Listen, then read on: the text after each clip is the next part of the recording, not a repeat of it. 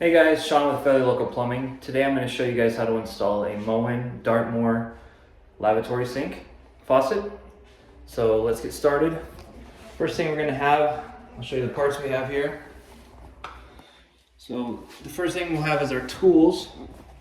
We'll have a special wrench that I like to use to tighten up the sink.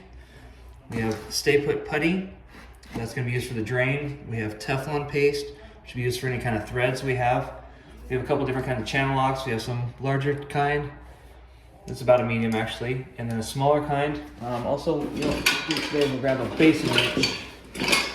We can use that basin wrench in place of this special tool that I have here.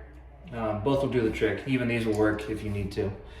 So the parts we have for our drain will be tailpiece extension. That's if the drain is too low or too high compared to the part that comes down is too low. It'll make up the difference.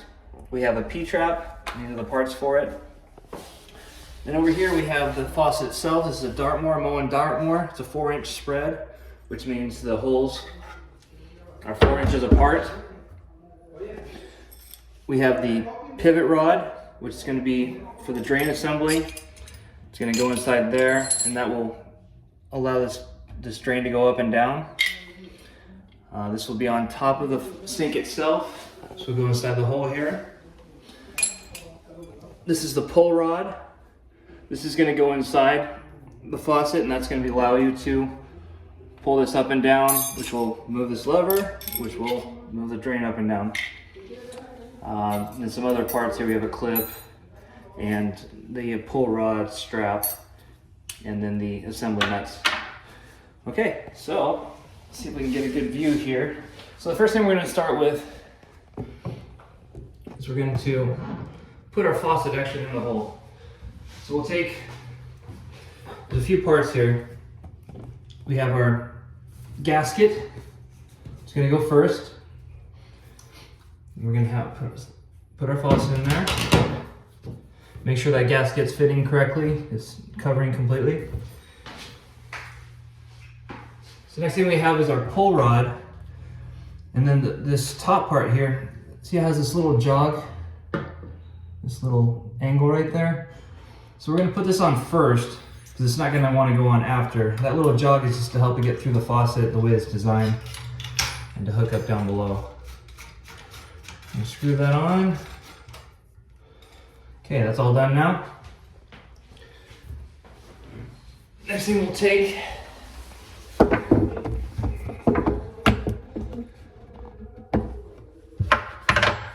this will be for our drain, our waste drain. I'm gonna take some of our putty we got there. I'm gonna roll it out. Make it a little rope. We're gonna take it, we're gonna go around the waste drain and then just kind of squish it in place. Just kind of flatten it down. Make sure it doesn't go anywhere, and that's gonna help to contour it for the sink up above once we put it down. So that's gonna go up there next. Next we're gonna have our drain assembly here. We have a tailpiece here. We're gonna unscrew because it has little threads there. This part right here, we have the nut and the washer. We're gonna take those all the way down to the bottom. Then we're gonna push this rubber gasket down and have it ready. The sink is kind of thick, so you'll be inside of there. This is the overflow hole. So in case something goes down the overflow, it'll drain off into this hole and then down the drain. So what I like to do with these is I'll take some Teflon paste, call it pipe dope.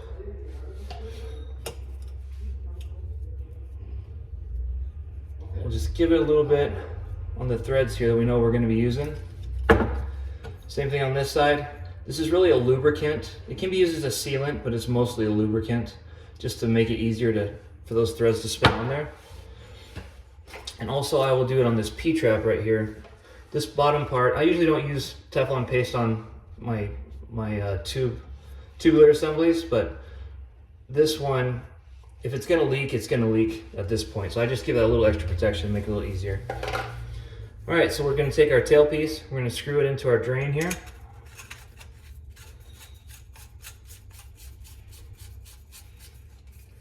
We're gonna wipe off any excess because that stuff likes to make a mess. I also have I always put a rag down whenever I'm working, just to protect the cabinets. Okay, so we have that ready. Now we're gonna go up top. We're gonna put this up top and we're gonna press it down in the hole up there. Then we're gonna come from below and we're gonna screw that into that from below. So that's what I'm gonna do right now. We'll get the camera adjusted here. All right. I'll press this down from above. I'm just gonna hand tighten this first. So that's screwed in there now. Next thing we're gonna do is we're gonna take our medium channel locks. We'll take our hand, we'll have this pointed towards the back. This is where the pivot rod is gonna go, and that's gonna open, let that plug go up and down the drain. So I'll take my hands and I'll just push that rubber gasket up there. Sometimes it's easy, sometimes it's hard. If you have to, you can just screw it all the way in with this nut, but I like to get it pushed up there first if I can, just save some time. It makes it a little bit easier. Get it hand tight as much as possible. Make sure you're kind of centered and make sure it looks straight. Sometimes you can get kind of crooked in that hole. Make sure it's straight. Get it hand tightened. Now take your channel locks. You want this to be firm. It's got a rubber gasket, so you're just trying to get that rubber gasket to seal up against the bottom of that sink there. All right, looks pretty good. Next thing we're gonna do is we're gonna go up top. And you can see how it pushed out all the rest of that putty as it sealed up in there. Kind of clean that off, and we can give it a clean after because, oops, we can give that a clean after because it will continue to push some of that putty out. We're gonna put that drain in, and you can see that stopper has a different way to go. So this can either go, this end right here can either go towards the back or the front. I like to put it towards the back. That gives it easier for that pivot arm to attach to. So we just put that down in there. There's this putty. Okay. So get rid of our excess putty, put it back where it belongs. Done with the Teflon paste. Next thing we'll be doing is we'll be tightening down these, the faucet with these nuts here. And like I said, we can either use a basin wrench, which basically you can put up straight up there, it grabs on, and then it tightens. And you can do the same thing and flip it over and you can loosen something that way. It's just to get up into tight spaces that you couldn't normally get a big clunky wrench onto. So, but for me, I'm gonna use my lav tightener. I don't know the name of it, but it's super handy. Okay, so now let's get a good camera view here of what I'm doing. Maybe. Maybe not. Oh my goodness. Almost there. Apologize. All right. So when you're looking from this point down, you can see that these are the hot and cold. So this is the hot side and this is the cold side. You can see how they're centered inside the hole. I like to try and get those as centered as I can when I'm starting those nuts. You can adjust it after, but it's easier just to get it done now. So we'll take these nuts and just tighten them on there by hand. Try to make sure as we get to the top, it's still centered.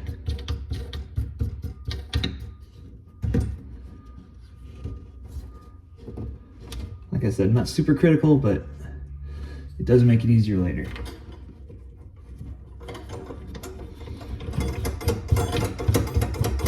So I said it wrong, I'm upside down.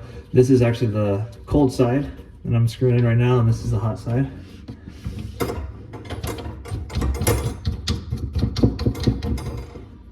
Get those tight with my hand. And we'll take our wrench, or our basin wrench, and I'll show you, I guess I can show you.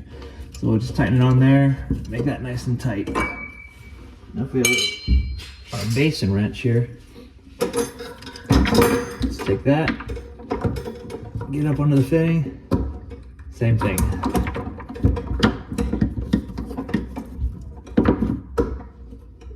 Nice and tight. Now we're going to move on to the pivot rod. So we're going to unscrew this packing nut right here, pivot rod nut. And inside there's a little plastic gasket. That gasket needs to go first inside there. Then this is going to go inside that plug that we put inside there, and we saw how we directioned it. So if you can see inside there, oh, I can't get a good view here. Hopefully you can see inside there that it is inside, and you can move it up and down to make sure that you are inside and connected. All right. So now that's moving, we know we're connected. Put that packing nut back on. We're going to tighten it down. So we're going to put this at a level stance, perpendicular with this drain. That way it lets this tighten down the way it needs to. Now that we've got it tightened down, what we're going to do is we're going to pull this rod down. That way we know that that drain is all the way open. So down is open, up is closed. So when you pull your rod from up above, pull it and it closes that. Push it down, obviously. We're going to take our rod strap here. We're going to slide it over the pull rod. We're going to find a good spot to where this is going to be attached here to this pull rod. Notice this nut right here. You don't want this nut to be too high up, because when you go and pull up on that rod, it'll hit the bottom of the sink and it won't allow that rod to open up all the way. Your drain won't be able to open up or close all the way. So what I like to do, this clip right here, it goes on, then it goes on the strap, and then the clip goes on over, and that keeps that strap from moving off. You put this rod back, once you figure out which one of these holes you're going to put that rod into, which I'm going to go down here, I'm going to go to the third one. I'm going to put my rod back perpendicular.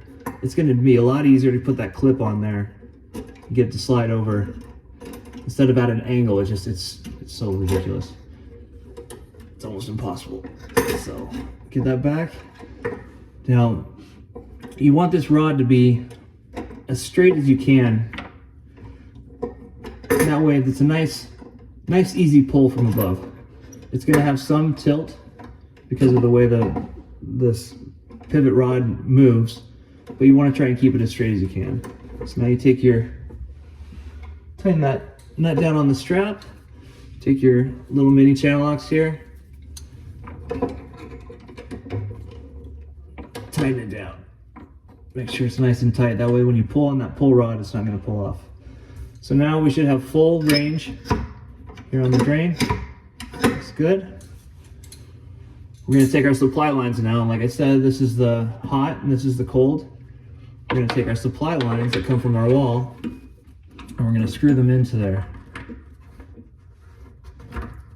Being careful not to cross thread them, especially if you have plastic ones like this. It can be a bit tricky, but be patient. If it starts to thread hard, back it out and start over again. On the cold side. And these right here, they say right on it, hand tight only.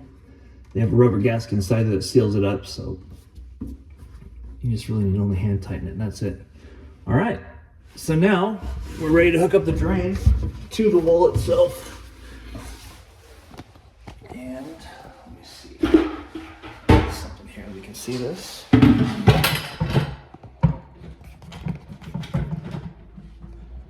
All right, so now it's drain time. Everything else is ready. First thing you want to see is how this lines up with the drain. It's okay to be a little off center because this P-trap will allow it to swivel. If it's too far off, you're going to have to put a different fitting on and get it back over to the area it needs to be at. But this one actually looks pretty good. So we're going to take our first piece here that goes into the wall. We're going to slide our nut on, and the threads direct towards where they're going to tighten to. So this first one is going to tighten to the bottom here, to this weir, this part right here. It's going to tighten to the weir. So we want those threads directed down. The next one is going to be going towards the wall. So now we want those threads directed towards the wall. This is a gasket that goes on there, and it's got a thinner side and a thicker side. You want the thinner side to be going towards wherever you're screwing to. It has these pre-made fittings. Pre-made fittings that it slides in there and then it fits snugly inside there. See how that works? If it was flipped around the other way, it wouldn't fit as well. It'll work, but it won't work the way it's intended. So we're just gonna slide that into place. Just putting it in there. Give it a couple little turns here just to keep that kind of in place. Still allowing it to have some adjustment. We're gonna take our P-trap now. We're gonna take our tailpiece extension. I know, as I can see right here, it's too low, so we need to make up that distance. So we take our tailpiece extension, and this one slips inside the fitting. There's different kinds that are flanged that just fit right up to the fitting. This one slips inside. So we take our tailpiece extension, we kind of hold it there. You can use a tape measure, but you can just visually eyeball it and mark it with your finger. And one tool I did forget, you can either get tubing cutters, which you can buy those at the store, at Home Depot or any plumbing supply shop. This I have just a hacksaw blade. I mean, very simply, you can use a hack or a sawzall. So just take it, or even a hacksaw. This tubing is relatively thin, so it doesn't take very much. So we cut it. Now we deburr it. We just make sure there's no little piece on there that can obstruct us. We take our next one. So this is going to be in place like this. It's going to screw down, so we put our threads facing down. We're going to put another gasket on there because we're going to be connecting to the next piece down below, which will be this piece. We're just going to slide it down. We're going to tighten it up. We're going to make this one nice and tight right now because it's not. We already know the size. The next part we're going to do is to explain. This is 1.25 inch tubular, and this is 1.5 inch tubular. So this is actually smaller than this. So what we have here is, we call it a bushing. And what it does, it takes the inside is 1.25 inches and the outside is 1.5 inches. That makes up the difference between these two sizes. We're going to face our threads down. We're going to put our bushing in. Have it ready. We're going to take our P-trap. We're going to start it down here. Get it snug.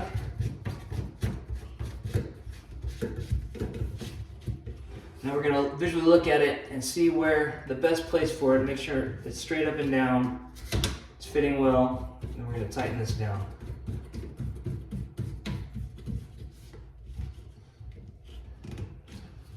Now we're going to go through. We're going to make sure everything's tight. If you don't feel confident in how tight you're getting it, you can take your channel locks also, and you can just go around and make sure they all have a nice extra little turn on them. They don't have to be super tight, but you do want them pretty snug. That way they're not going to leak. Okay, so now you're ready. If you just glued some glue on there, give it about 30 minutes. You don't want the water. You don't want the water to mess with that and make it leak. That's how you install a Moen 4-inch spread Dartmoor. If you guys have any questions or concerns, if you have any thoughts on what you would like me to do, I'm here to help. That's what I'm making these videos for. And I would just like to thank you for visiting, and check out my other videos if this interests you. And God bless.